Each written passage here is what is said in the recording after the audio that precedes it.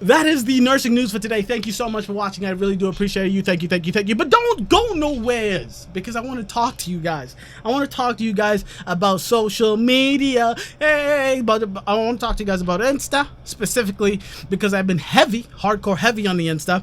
But I also want to talk to you about just social media in general moving forward. And hello, my Insta friends. Oh, I see some people were here. Hello, I see a few people. I know I haven't been paying attention because I don't have my glasses, so I can't see that far. But it's good to see you folks. All right. And I think I'm going to want to start doing this after my nursing news, especially when I go live, just so I can, at least communicate with y'all on a live type of basis, right? So here we go. And I'm going to call these things, these after the news conversations, after news report. So for today's after news report, let's talk about social media. So on my Instagram recently, please go check me out. Shameless plug, Q the Nurse. Go check me out. There's gonna be a link in the description box below. Go do it.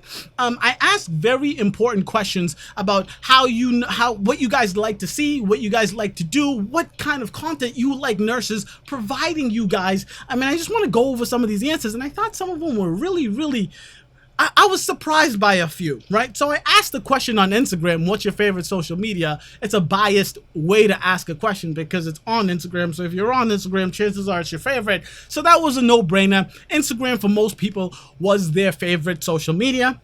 Snapchat for y'all was the absolute least. A lot of y'all do not like Snapchat. Snapchat's an interesting social. I like it. It's weird because it's like anyways, you guys are not liking it. And I'm surprised because a lot of you guys also don't like Facebook. Right, Facebook is not. All right, I have a call. No worries. Yeah, a surprise that Facebook was the second and least favorite social media, which I was like, okay, that's different. I asked you guys what kind of content do you want me specifically to create, and what kind of content you like nurses to provide to you nurses out there, your healthcare providers out there. The number one by far was educational content. I don't do educational content, and there's a very specific reason to that. I'll tell you in just 1 second. But I also want to tell you that there was a tie between nursing memes and current events like I do every single day. So I love making nursing memes. I love talking about current events. So I'm happy there. But also you guys do follow me. So again, it is a biased section of the nursing, of the nurses that are on Instagram. They follow me because it's a lot of the shit I do. Anyways, I'm happy that you guys like what I'm putting out there. But you guys had me fucked up though. You guys really made me feel bad because zero people, there were zero human beings that said that they liked or wanted any more of my attempts at the funny nurse skits that I do, which I think is kind of funny because I did a couple of nursing skits, and the one about being a black nurse, that one was huge. The one about, had a huge, a lot of likes, a lot of comments, all of that stuff. And then I did another nursing skit about, I think it was what's it called? It was like MD something. I did 2 nursing skits that blew up that everyone loved, but you guys are not about it. I hear you. To each their own.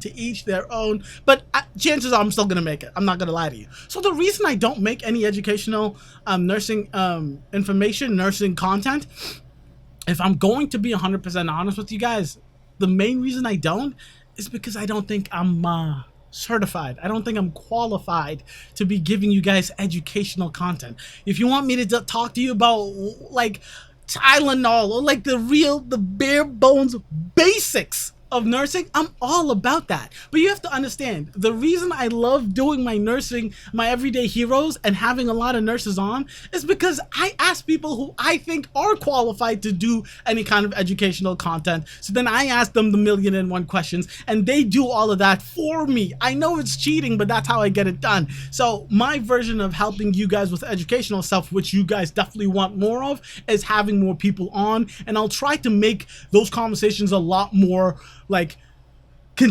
a lot more niche, a lot more specific, have actual nursing professors on, have actual nursing NPs on, and talk about the real hardcore nitty gritty of nursing so we could get into the core of the educational stuff.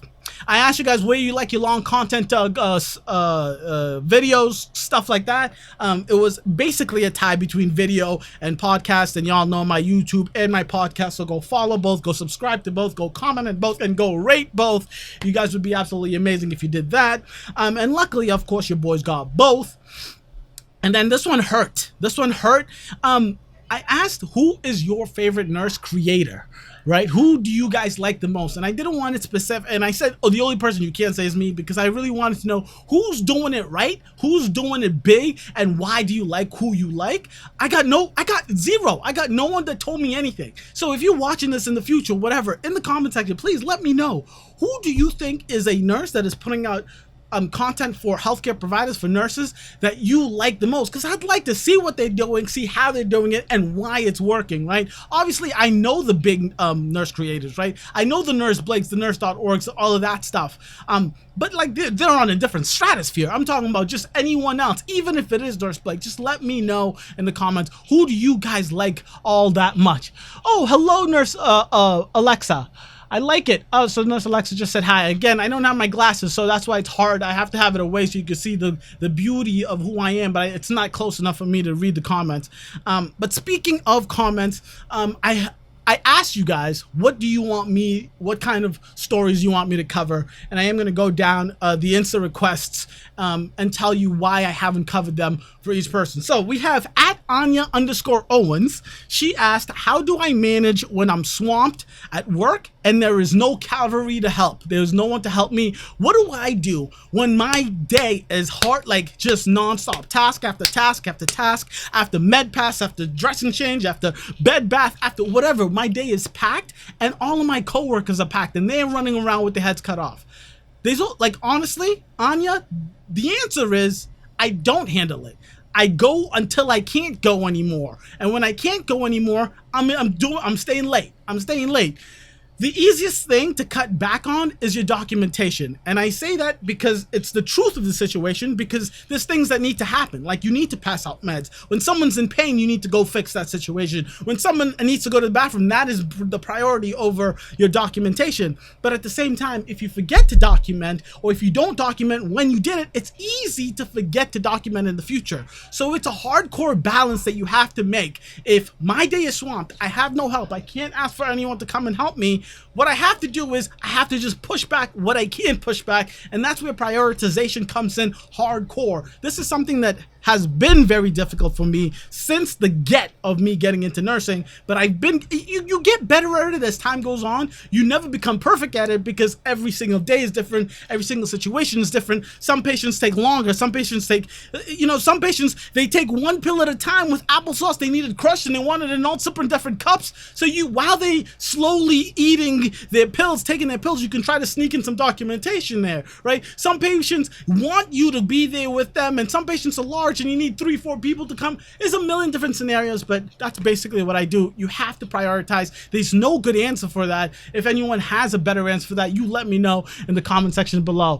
I am blind too without my glasses. Hey, you know the struggle, girl. I hear you, Nurse Alexa. I hear you. Thank you for watching. Thank you for hanging around. I appreciate it.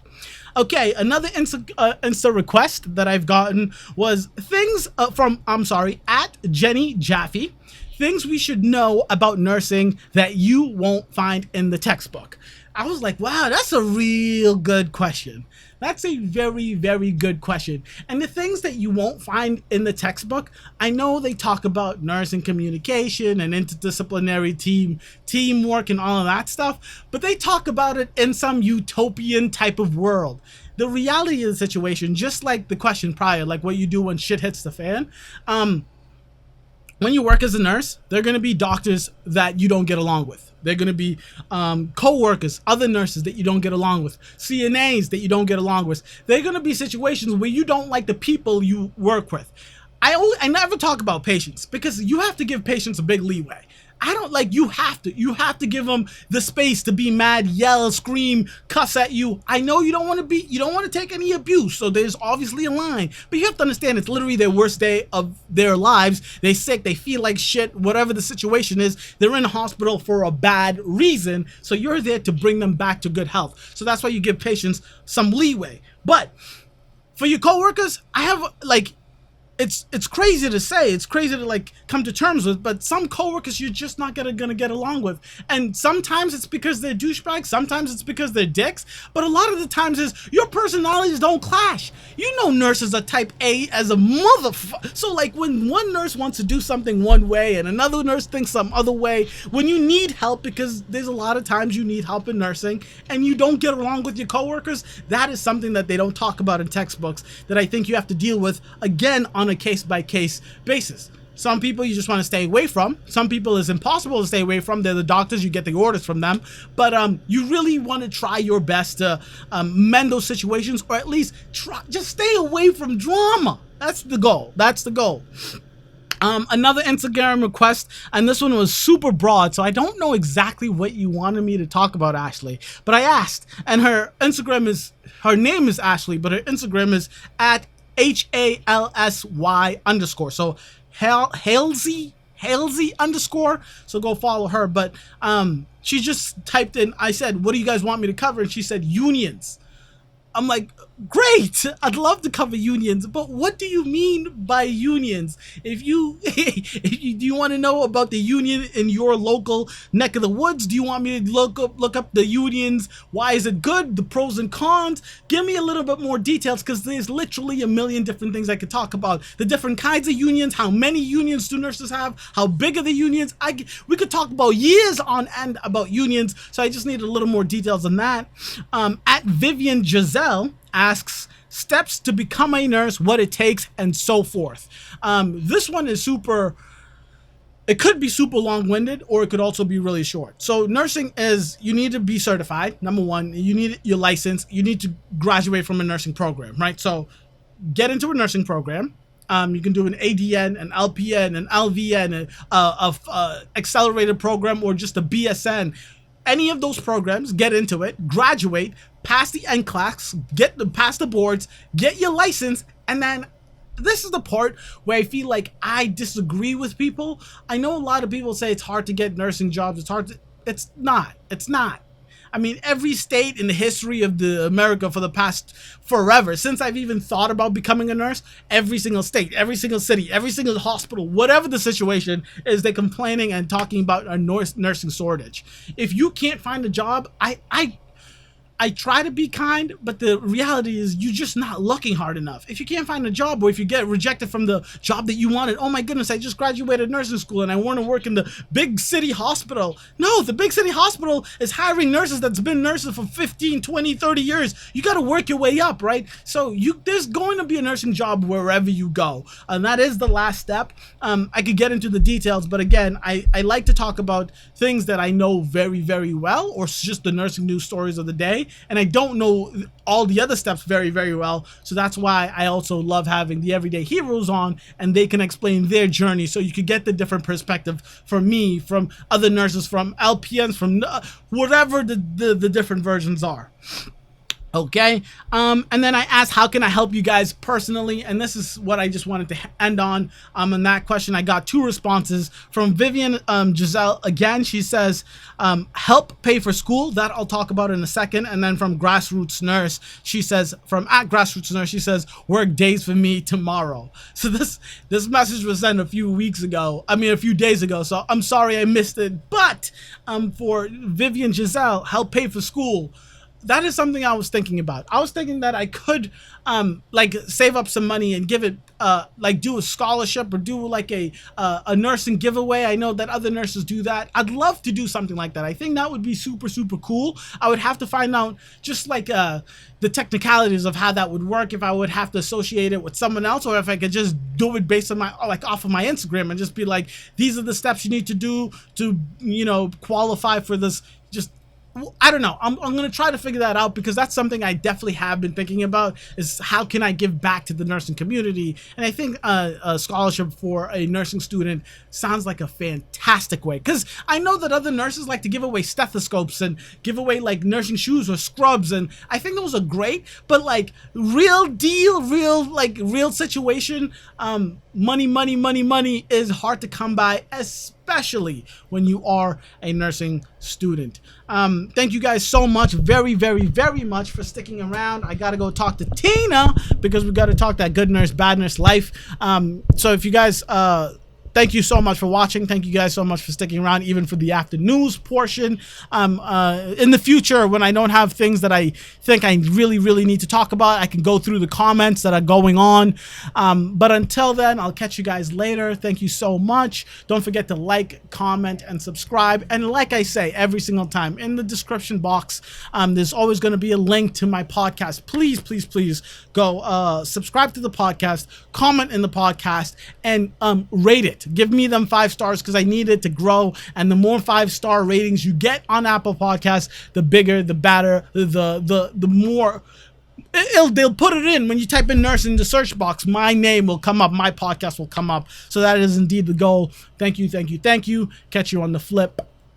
Deuces.